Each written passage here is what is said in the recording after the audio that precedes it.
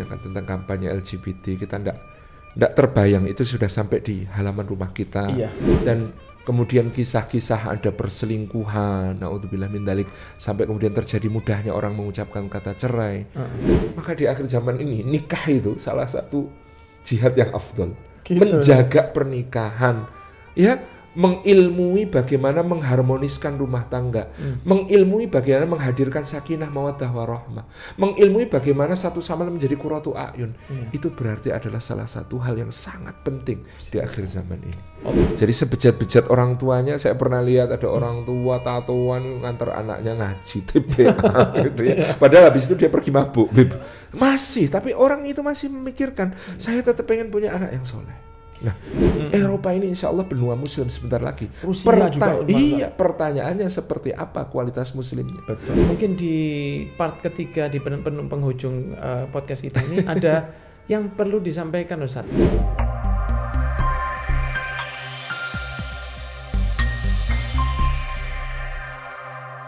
Di antara yang kita lihat dari dakwah antum, gambar babu, antum bahas tentang banyak kajian-kajian antum yang tentang nikah, keliling, iya nikah juga keliling ke beberapa negara ya, ke Jerman saya lihat waktu itu, ke Stockholm. Nah, itu ada beberapa hal yang saya ambil itu termasuk untuk membuat pemuda kita ini bisa melanjutkan perjuangan para pahlawan. Di antaranya adalah dengan menjadi muslim yang baik, pemuda yang baik yang lolos dari bejatnya masa seperti ini. Alhamdulillah kita lihat di mana di Amerika ya, LGBT-nya seperti itu ya, kan sampai direstui negara, Ustaz. Itu yang repotnya kan di situ. Dipaksa masuk ke kindergarten yang ada. Nah, di Indonesia ini kan kita masih bersyukur adanya Islam ini sehingga mengajarkan kita untuk menikah, menjauhi perzinahan dan lain sebagainya.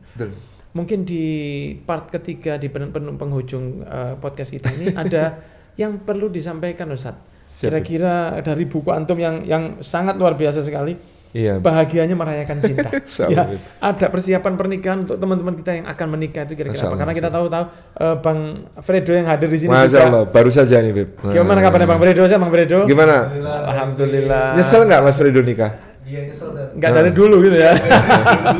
Nyesel nggak dari dulu. Apa nasihat, Ustaz, untuk teman-teman pemuda yang mungkin di akhir ini? Saya akhir-akhir ini ketika kemudian bahkan di negeri kita ya kan, tentang kampanye LGBT, kita ndak terbayang itu sudah sampai di halaman rumah kita. Ya, ternyata bisa ada seorang suami yang taat sama istrinya ketika istrinya ngomong jangan main perempuan ya Mas, tapi dia mainnya sama laki-laki. Naudzubillah min dzalik. Itu terjadi di halaman rumah kita. Betul. Dan kemudian kisah-kisah ada perselingkuhan, naudzubillah min dzalik, sampai kemudian terjadi mudahnya orang mengucapkan kata cerai dan sebagainya. Saya teringat satu hadis yang luar biasa. Hadis tentang musyawarah para setan. Iya, musyawarah para setan, di mana ada setan-setan anak buah lapor sama bosnya.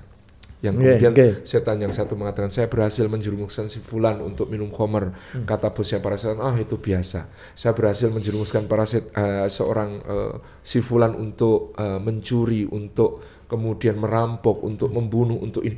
Itu dosa-dosa semuanya disebutkan dan si pemimpin para setan mengatakan itu biasa. Tapi begitu ada satu setan mengatakan saya berhasil memisahkan si fulan dari istrinya, maka si pemimpin para setan mengatakan nah itu baru prestasi.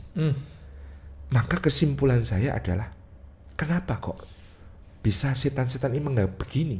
Saya coba buka-buka penjelasan para ulama. Ternyata kata para ulama, nek dosa-dosa yang tadi, malamnya orangnya nyesel, bertobat, berlinang air mata, istighfar, minta ampun kepada Allah, maka dosa itu hilang, lenyap, diampuni Gusti Allah, bahkan dia derajatnya diangkat, dimuliakan. Maka semua ikhtiarnya setan tadi, yang dia kira prestasi, memang muspro, gak ada gunanya, mubazir. Padahal sudah narik-nariknya ke maksiat itu susah banget, tiba-tiba bertaubat, selesai. Tapi kalau rusaknya ikatan rumah tangga, itu istighfar tok gak cukup, istighfar tok gak rukun maneh, gak semudah itu untuk disatukan kembali. Dan begitu sebuah ikatan rumah tangga itu terputus, setan untuk membuka pintu dosa yang lain mudah. Betul. Dosa bagi duda, dosa bagi janda, dosa bagi anak-anaknya, dosa bagi lingkungan di sekitarnya. itu sangat luar biasa, terbuka pintu-pintu fitnah dan dosa. Antum bilang masyarakat sekitarnya ini benar banget tuh. Iya, Beb. Kena minimal ghibah lah minimal. Iya, minimal. Lainnya lebih macam-macam lagi. Iya. Jadi dari data di Poltabes Surabaya itu saya dapat data 90% anak yang terlibat di dalam kenakalan remaja itu imma dia broken home, imma dia tidak tinggal dengan orang tuanya sehingga tidak mendapatkan perhatian penuh, tinggal dengan simbah, tinggal dengan paman, dengan Pak D. Imma ada yang orang tuanya satu atau dua-duanya kerja di luar kota atau di luar negeri dan tidak nungguin dia. Hampir semuanya gitu. Jadi pintu dosa karena tidak utuhnya rumah tangga ini besar sekali. Gitu. Nah, maka saya sampai berkesimpulan kalau nikah ini ibadah yang paling lama. Sholat ya dari takbir sampai salam. Namanya puasa dari terbit fajar sampai terbenam matahari. Namanya zakat kalau sudah mencapai nisab dan sudah haul. Kalau namanya umrah atau haji dari sejak ambil mikot berihram sampai tahallul. Tapi nikah sejak akad diucapkan sampai udkhulul jannata antum wa azwajukum tuhbarun. Masya Allah, ajib. Itu kan panjang sekali. Maka di akhir zaman ini nikah itu salah satu jihad yang afdol. Gitu. Menjaga pernikahan, ya, mengilmui bagaimana mengharmoniskan rumah tangga, mengilmui bagaimana menghadirkan sakinah mawaddah warahmah, mengilmui bagaimana satu sama lain menjadi qurratu a'yun. Itu berarti adalah salah satu hal yang sangat penting di akhir zaman ini. Allah.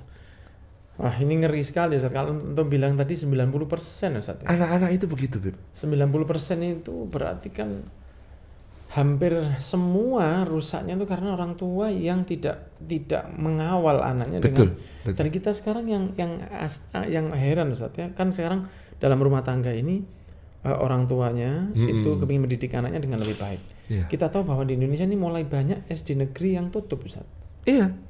Malah mereka lebih memikirkan anaknya untuk belajar agama Ustaz. Masya Allah. Itu kan memang menunjukkan bahwa memang agama yang menyelamatkan. Akhirnya orang akan sadar atau tidak sadar mengakui itu. Iya.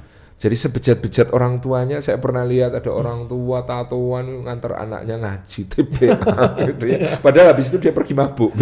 Masih, tapi orang itu masih memikirkan saya tetap pengen punya anak yang soleh. Nah, ini kan satu bukti firman Allah Subhanahu wa taala bahwa itu walaqad katabna fiz zaburi min ba'di dzikri annal arda yarithuha ibadiyas shalihun. Bumi ini akan diwarisi oleh hamba-hambaku yang soleh, kata Allah. Maka ini kita sebagai umat Islam ini PR penting untuk menyelamatkan institusi keluarga di tengah gempuran pengarus utamaan gender lah, feminisme, kesetaraan yang tanpa batas, yang bablas. Kita perlu menyelamatkan pengarus utamaan keluarga, family mainstreaming ini, supaya kita punya satu pijakan peradaban kokoh untuk masa depan. Benar. Kalau Eropa sudah krisis, ya memang begitu. Ya, mereka nggak mau beranak, ya, nggak mau menikah, maunya kumpul kebo tanpa anak, pokoknya having fun, seneng-seneng. Bahkan yang mau nikah malah yang sejenis gitu ya. Itu kan memang Allah hendak memutus rantai orang-orang yang buruk ini.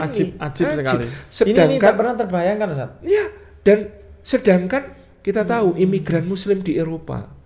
Masya Allah, insya Allah tetap beranak pinak banyak. Cuma memang soal kualitas nanti harus kita pikirkan. Tapi saya yakin 20-30 tahun yang akan datang, orang Perancis itu akan lebih banyak yang seperti Karim Benzema, bukan Emmanuel Macron. Gitu, orang Jerman itu akan lebih banyak yang seperti Mesut Ozil, bukan yang seperti Angela Merkel atau yang lain. Betul. Orang Inggris sudah kelihatan sekarang akan banyak yang seperti Sadiq Khan, yang wali kota London, perdana menterinya sudah orang India, ya, yang kayak Pangeran Charles, Raja Charles sekarang itu akan makin sedikit. Jadi nanti bahasa Inggris yang resmi itu bukan yang Harry Potter is drinking water, bukan seperti itu, tetapi bahasa Inggris yang resmi nanti adalah, hey brother, I want to tell you something and this is very important. Kepala itu alami, Beb. Tapi kita tidak boleh membiarkan yang hanya alami. Kita harus punya skenario supaya betul-betul umat Islam yang pegang. Eropa ini insya Allah benua muslim sebentar lagi. Pertanyaannya seperti apa kualitas muslimnya? Betul. Nah, kita harus pikirkan dari sekarang. Karena kalau cuman banyak aja seperti buih di lautan. Betul. Cuma tadi menarik sekali yang a bottle of water itu kan. Harry Potter is drinking water. Gitu. Kayak Benedict Cumberbatch kan itu ngomongnya kayak gitu. Benar. Jadi perkembangan Islam sendiri kita tahu bahwa di Amerika Ustaz, ya, ini mereka ini kan sudah ada yang awalnya gay. Ya, setelah dia bilang bahwa dirinya gay, terus dia bilang pindah lagi, dia bilang saya ini enggak tahu saya ini apa. Bingung dia. Ada yang mengidentifikasikan dirinya sebagai furniture. Jadi dia setiap hari seperti meja. Ada yang setiap hari dia merasa seperti kucing. Ada pembelajaran untuk jadi anjing. Ada yang seperti itu. Bayangkan manusia ini yang ternyata, makanya saya walaqad karamna bani Adam, dia jatuhkan sendiri. Jatuh sendiri. Kayak begitu ya. Sehingga memang Allah mau tidak mau. Cuman saya sering sekali, jazakallah khair, ini satu tambahan kawruh buat saya. Antum tadi mengatakan bahwa akan diwariskan ini untuk solihin. Jadi mereka yang merasa saat ini menguasai dunia dengan LGBT-nya, ini sebenarnya mereka menuju kepunahannya sendiri. Kepunahannya sendiri dan Islam yang luar biasa. Nah, yang kita khawatirkan mereka yang menuju kepunahan ini ngajak-ngajak kan gitu. Mereka kan tidak bisa berkembang biak dengan berketurunan, sehingga mereka berkembang biaknya itu dengan ngajak. Nah, itu yang kita perlu sangat-sangat. Beberapa tahun yang lalu antum juga lebih sering ya, antum ke Jepang lebih sering. Bahkan kita waktu itu pernah saya waktu itu sampai di Tokyo, begitu mendarat diajak ke satu tempat yang katanya bekasnya Hiroshima Nagasaki itu ya, sampai ada robot-robot besar itu. Nah, kemudian di situ saya di tamannya itu melihat ada satu perempuan yang membawa kereta, tapi isinya itu segawon, anjing. Ya, ada anjing di situ. Lu saya pikir, kok begini, kok bawa anjing? Ini orang di sini lebih senang pakai anjing daripada punya anak. Nah, saya pikir kenapa? Karena kan masih timur, Ustaz. Jepang kan masih timur. Harusnya.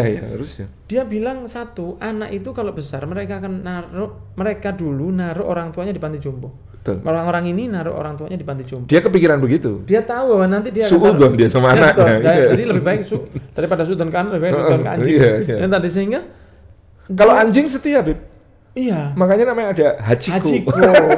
Sempat lewat juga. Jadi perspektifnya seperti itu mereka lebih baik melihara anjing daripada melihara anak. Nah, sehingga makanya mereka mengatakan berapa tahun lagi kalau orang Indonesia terus berangkat ke Jepang itu bisa jadi Indonesia. Betul, itu cabang. Ya, sebenarnya gantian jajah. Iya. Cuman takutnya nanti Jepang korupsinya naik, Ustaz. Iya, Ustaz. Plot twist luar biasa. Begitu ceritanya. Masya Allah, alhamdulillah, jazakallah khair Ustaz. Ini yang saya bisa ambil dari part ketiga ini. Bahkan antum menyampaikan tadi, jihad kita itu juga dengan mempertahankan keluarga dan rumah tangga yang mendidik Islam di dalam.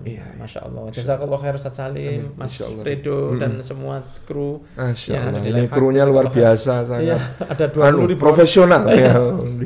Terima kasih Ustaz. Amin. Semoga dakwah antum keliling Malang ini insya Allah bisa dikabulkan oleh Allah. Dan tanggal 21, 22, 23 insya Allah kita ketemu di Jogja. Di Jogja ya, izin cuti mulai sekarang. Antum wajib hadir. Ada Ustaz Salim Afila sebagai Sohibul Bait, ada Ustaz Abdul Somad dan Ustaz Lukman Hakim dari Pontianak. Kita juga datang ke sana bareng-bareng, kita ramaikan supaya kita bisa hadir di Urip itu Urip. Barakallahu fikum. Jazakumullah khair. Wassalamualaikum warahmatullahi wabarakatuh. Waalaikumsalam.